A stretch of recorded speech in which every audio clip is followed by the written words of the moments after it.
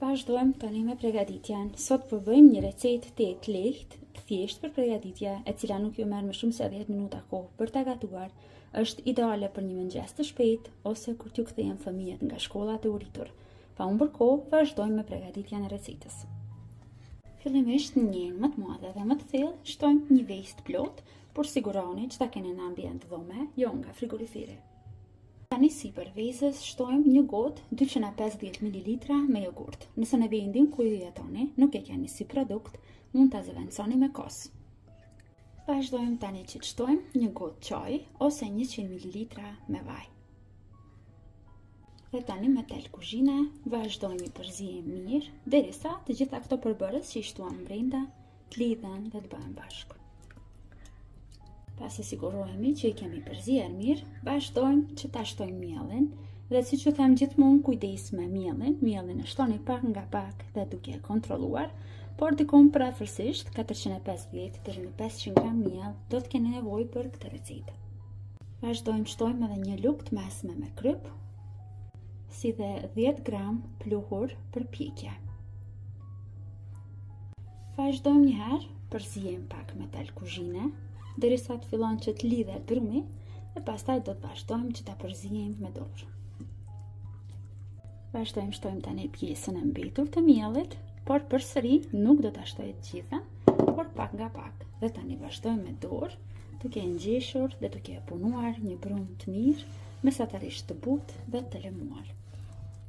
Dhe kështu duhet të duket brumi, një brum i mirë, i lemuar dhe mesatarisht i butë. Vazhdojmë tani që t'i japim formën. Merrni një tepsi për pjekje dhe poshtë tepsisë për pjekje shtroni edhe letër. Kjo do të ndihmojë që pastaj të dalin më lehtë nga tepsia. Marrim pak nga brumi që përgatitëm, e lëmojmë në duar dhe pastaj e shtypim në formë rrumbullake, duke i bërë kështu në formë të picave të vogla, por do t'i bëjmë më të holla, mos na bëhen shumë të trasha, sepse këto do të fryhen gjatë pjekjes. Vazhdojmë në të njëjtën mënyrë, i japim formën të brumit. Dhe kështu duken gjitha, pasi i kam përgatitur dhe renditur në tepsi dhe në total unë kam fituar 9 pica të vogla. Në një pjatë më të vogël, shtoni dikun 4 deri në 5 lugë gjelle, ketchup ose salcë domate dhe aty shtoni edhe pak rigon. Përziejmë mirë dhe vazhdojmë tani që t'i lyejmë picat sipër.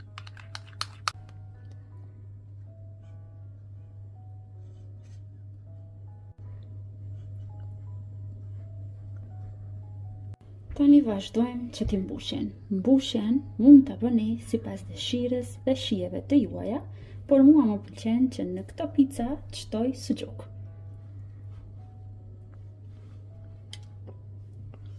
Shtojmë edhe nga pak këpurdha, por siç ju thash, mund shtoni gjithçka sipas shijeve të juaja. Dhe sipër vazhdojmë që t'ju shtojmë nga pak kashkavall të bërë në rinde.